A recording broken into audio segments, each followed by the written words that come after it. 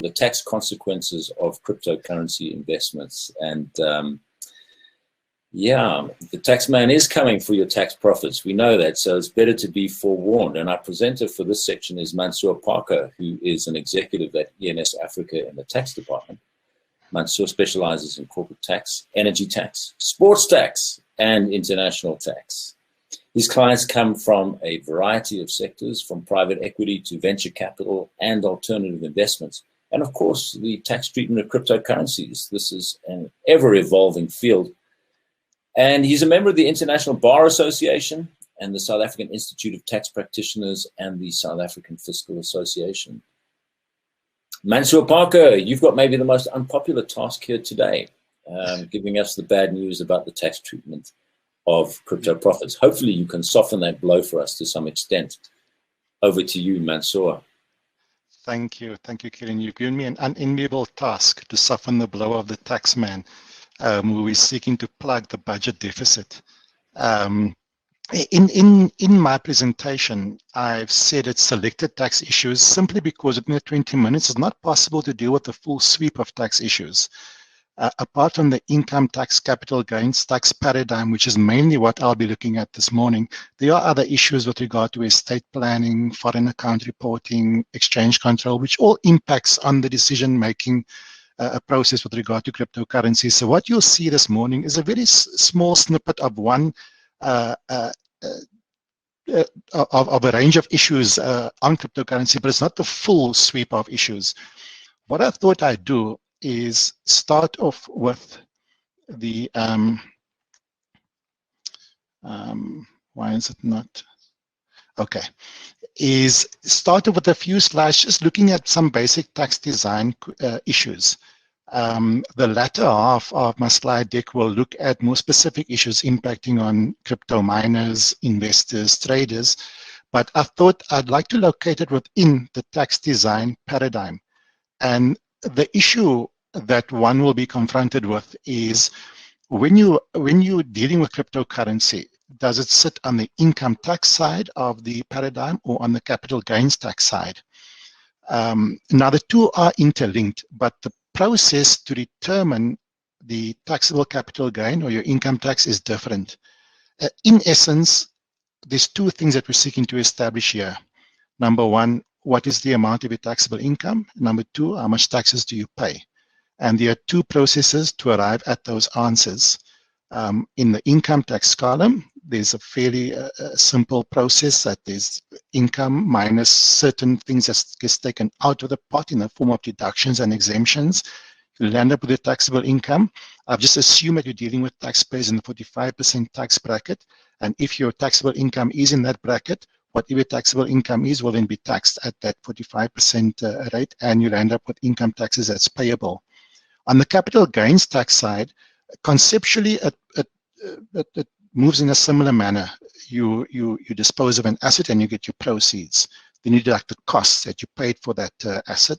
You have an annual exclusion, and then a certain portion of those proceeds of the capital gain is transferred to your income tax calculation. 40% of that gain. And because 40% of the gain is transferred, the calculation that's made is 40% of 45% equals 18%. And that's why we normally refer to a capital gains tax rate of 18%, even though in reality there's no capital gains tax rate, strictly speaking, but that is the effective rate that you will pay on a capital gain as opposed to an income gain. So it then becomes important to determine where the sale of cryptocurrency, whether it's Bitcoin or Ethereum, will sit in this paradigm. Now, traditional tax principles had it that where you acquire an asset and you had it for the purpose of resale at a profit, that would be sitting on the income tax side, the 45% side. However, where you acquired the asset and it was not held for the purpose of resale and you intended holding it for a relatively long period of time, and importantly, the section in red, where that asset produces a revenue stream in the form of rent, interest, or dividends, then that would sit on the capital gains tax side. And the commissioner for SARS and SARS themselves, they made some statements where they've said that they feel that cryptocurrency is a speculative asset and that it's more likely to sit on the income tax side than the capital gains tax side. And I think the reason for that view might have been that unlike property or shares, it doesn't produce any rental income or dividend income, but that view, given the introduction that Kieran has made, is not entirely correct because it is possible to achieve that return. So I think there's going to be some very interesting debates with the tax man on whether the gains from cryptocurrency will sit on the income tax side, which is the far higher tax rate, the 45% rate, or the capital gains tax side, which is the far lower rate, the 18% rate. Now, selected legislation, cryptocurrency has been included in the definition of a financial instrument. That's interesting for so-called wash-sell transactions. Now, wash-sell transactions are transactions where you anticipate a dip in the price of an asset, and you sell that asset in order to lock in the capital loss from that dip. And if you're confident enough in your prediction of the market, you'll anticipate an upward curve spike in the price of that asset. So you buy it at the lower price, and then you hold it as it gains in price. But now you've locked in a capital loss, which you can then set off against other capital gains. There are certain wash sale rules which limit your ability to make use of this technique, and they refer to a 45-day period. Now, because cryptocurrency has been included in the definition of financial instrument, cryptocurrency falls within those wash sale restrictions. So when we're looking at the more technical type of holders of assets who are looking at sales in and out, it's important to bear in mind some of the tax rules which might limit your ability to make use of this to the fullest extent. From a VAT point of view, cryptocurrency is regarded as an exempt financial service. The VAT-minded people in the audience will pick up immediately that creates an apportionment issue for companies which has taxable income and exempt income from a VAT point of view, which should need to be resolved quite carefully. From a SARS point of view, moving away from legislation to just public statements made by SARS. SARS issued a media statement in 2018, not a very detailed statement, in which they stated that cryptocurrency is an asset of an intangible nature. Many people felt that this statement indicated an intention by SARS to start taxing cryptocurrency, but the SARS view was that it was a clarification that they will always taxing cryptocurrency. It didn't start from April 2018. It's something that they want to clarify to people involved in transactions that this is the SARS stance with regard to cryptocurrency. And I will deal with the issue of that asset in a later slide. There's been further statements by SARS Commissioner earlier this year that is going to be a big area of SARS audit activity. There's been reports in the paper that those who have bought cryptocurrencies are being audited by SARS with letters requesting more information about these investments, as well as media reports about platforms such as Luna receiving requests for downloads from their customers, presumably for tax purposes, and a statement in the SARS Comprehensive Guide to Capital Gains Tax where they said that given the extreme volatility, SARS will regard cryptocurrencies as a speculative asset of a revenue nature. So they're giving their indication, they're giving their signal that they think that sales of cryptocurrency falls on the revenue side rather than the capital gains tax side of the equation. From a tax administration point of view, it's an area that's constantly evolving. There's been certain source codes inserted into tax returns for CGT purposes. Foreign bank accounts, there's increasing exchange of information between different tax authorities. So having a foreign bank account doesn't necessarily insulate you from a query from SARS. The onus is on taxpayers to declare cryptocurrency-related taxable income in a year in which is received or accrued not from 2018 onwards, but for all years prior to that. And to the extent that there's been a failure to do so in previous years, SARS does have a voluntary disclosure program process, which allows taxpayers to deal with historical underreporting of cryptocurrency transactions. So when we get onto the more cryptocurrency-specific statements issued by SARS, on April 2018, SARS stated in the media statement, crypto asset is taxed as an asset of an intangible nature, not currency. That's not official South African tender. Because crypto assets is an asset, the currency gain and loss rules do not apply. Instead, the general rules do apply for sales and exchanges of crypto assets, where we have to place it within the income tax or the capital gains tax paradigm. Now, how does this affect entities involved in this space? I'll be looking at three different types of entities, three different types of persons: miners, investors, and traders. For the purpose of this discussion, I just assumed that the persons that we are looking at are individuals rather than companies operating in the space.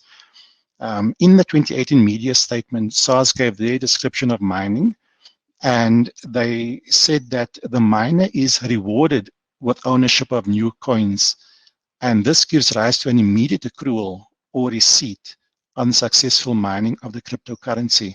So according to the SARS media statement, when somebody is involved in mining transactions, and they would have undertaken a lot of effort to get to that point, apart from buying the mining rig, they might have set up some solar panels for energy and UPS systems and air conditioning to keep the room cool, and laptops. There's quite a bit of expense that goes into that process.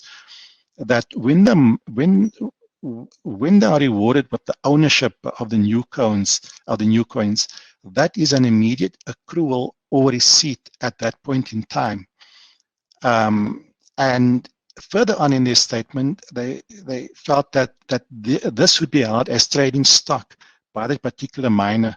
So it does then create the question on their statement that at which point tax would have to be paid. Would it be at the point where the miner receives the ownership of the new coins, which would be the accrual of the receipt, or later when it's sold or exchanged for cash? So I think what there definitely is a need for SARS to issue more guidance around the tax rules as it would apply to miners, because based on their statement, what they appear to be saying is that where you're mining Bitcoin and you receive the Bitcoin as a result of your mining activities, at that point, you must record an accrual or receipt for tax purposes and then work out whether you're paying income tax or capital gains tax on that accrual at that point in time. So that could be a very big issue for those involved in the mining space.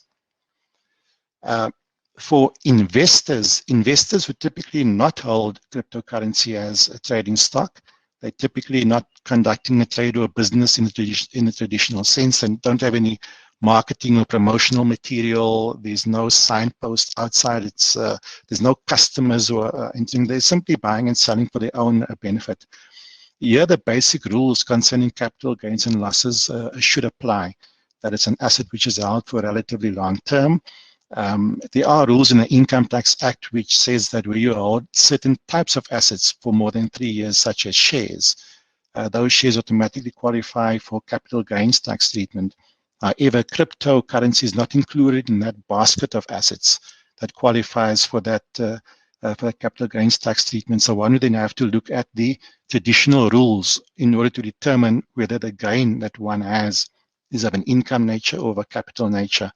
Now, I'd like to repeat the statement made by SARS, that where they said cryptocurrencies are likely to be held as a speculative asset of a revenue nature.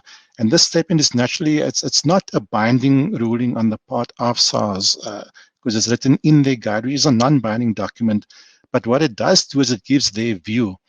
And in order to overcome this, it will be very important that anyone who is active in the space just keeps proper records of dates of purchases, dates of sales, to show that there's an insufficient frequency of transaction to push one from the investor classification to the trader classification, and that it doesn't have the hallmarks of a business, and that this is more on the investment side and should therefore qualify for the more preferential and lower capital gains tax rates rather than the higher income tax rates.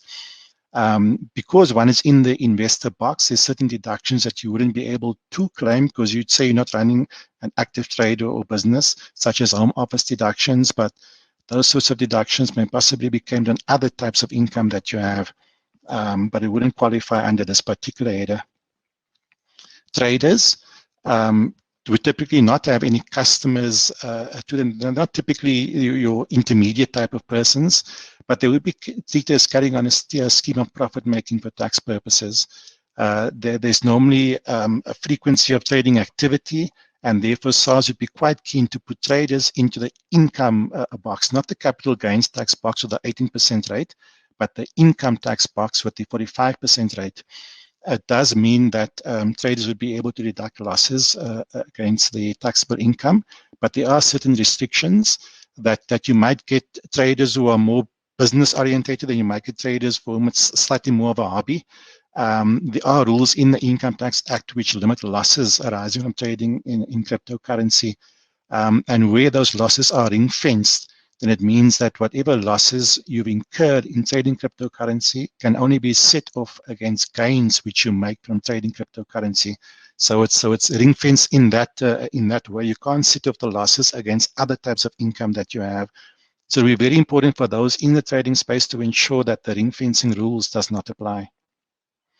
Now, in this table, I sought to put in an example between someone who is classified as a trader and someone who is classified as an investor. In the example, both they bought the cryptocurrency for 10,000. It showed tremendous growth. It's now valued at 100,000, and they decided to take some gains off the table. In the investor box, the gain is 90,000. And because you're dealing with an individual, they qualify for the annual CGT exclusion of 40,000 Rand, which reduces that gain to 50,000. 40% is the inclusion rate. That is the portion of the gain which will be taxed and the income tax purposes. So 40% of the 50,000 means that your taxable capital gain is 20,000 Rand. 45% of that amount leaves you with taxes payable of 9,000. So 9,000 from a sale of 100,000 gives you a fairly generous effective tax rate. If, however, you classified as a trader and you bought the crypto for 10,000, sold it for 100,000, your income gain is 90,000. Your tax rate on that is the full 45%, which equals taxes payable of 40,500. So the difference between the two is an indication of why SARS would be so keen to ensure that if you are in the trader box, that you don't misclassify yourself as an investor. And hence their questions would be around determining whether you should actually be in the box of the trader rather than the investor box. In the next one, I considered the example of an investor who decides that instead of selling the Bitcoin for cash, the investor decides that of the cryptocurrencies that he or she has, thinks Ethereum is doing quite well, wants to swap out of Bitcoin and go into Ethereum. Either there's a direct swap of the Bitcoin for the Ethereum, or the Bitcoin is sold and the cash proceeds are used to buy Ethereum. But in the mind of the investor, there's an exchange of the one for the other, and no money is taken out of that particular trading platform. The money is left in. So no cash goes from the platform into the investor's bank account. It's simply used to exchange the Bitcoin for the Ethereum. Now, that is also a taxable event, even though you're not withdrawing any cash from that platform. And conceptually, the same process applies. Where the Bitcoin is exchanged for the Ethereum, there'll be a value for the asset that's been acquired. So where you receive Ethereum to the value of 100,000, those are your proceeds that you would have received. It's not in cash; it's in the form of an asset, but that's the amount. Then from there, you deduct the amount which you paid to acquire the Bitcoin. In the previous example, we said that we would assume that you paid 10,000 to acquire it and you sold it for 100,000. So from this point, the calculation works the exact same as the one in the previous page, even though you're not looking at an actual sale, but you're looking at an exchange, but the tax consequences works out the same. In this table, I put in the arrows to indicate how the 9,000 is related to the 50,000. The 9,000 is effectively 18% of the 50,000, which is how we get to the effective CGT rate of 18% that we normally quote. But the exchange, there's meant to be a parity between the sale for cash and the exchange for another asset in the tax treatment. There's no automatic rollover provision, so we can't go to SARS and say, well, I've replaced one cryptocurrency for another one. Why should I be paying tax? I've still got crypto. It's just instead of the one, it's the other. There are certain rollover provisions in our capital gains tax provisions that deals with situations where you can roll over one asset for another without paying tax on it. But this is not one of those situations that qualifies for that treatment. I have about one slide to go, Kieran. So let's assume that the investor decides, well, instead of doing the sale, instead of doing the exchange, how about I simply donate a portion of the Bitcoin? I'd like to give it to a tax-exempt foundation. And I'm going to make the donation to the Bitcoin, and I'll claim a deduction on the amount of that donation, and I should be in a fairly good position. There's a bit of a sting in the tail in that route as well, that the rule is that the investor may deduct the lower of the fair market value of the cryptocurrency or the cost to the taxpayer of such asset, whichever is the lower. So because the investor paid 10,000 Rand for the cryptocurrency, that would be the amount that's available, that's eligible for the reduction. The tax benefit therefore be 45%, 4,500. In those circumstances, it would actually be easier for the investor to simply sell the cryptocurrency, provided it's tax at capital gains tax rates, pay the 9,000 Rand CGT, take the 91,000 cash as left over and donate the 91,000 Rand and get the deduction on the 91,000 Rand instead. So that was a pretty quick overview of some of the issues involved in cryptocurrency trading. It's something that if you're doing it with regularity and the amounts are big, it would be well worth your while to speak to somebody involved in tax to ensure that you got the correct tax treatment and the correct tax compliance and reporting as well. Thank you very much. Thanks so much, Mansoor. Wow, I learned a few things there that I didn't know. A couple of questions quickly, if you can just cycle through these like in a minute or two. Sure. Somebody's asking here, if crypto is online and borderless, what is the philosophical basis for taxing the investment within a bordered geographical region? I guess this kind of does get to the heart of the whole crypto debate. You know, are we going mainstream and traditional once we start taxing within borders? Yeah. It's an interesting question because there's certain countries in the world that taxes on a worldwide basis, and South Africa is one of those countries.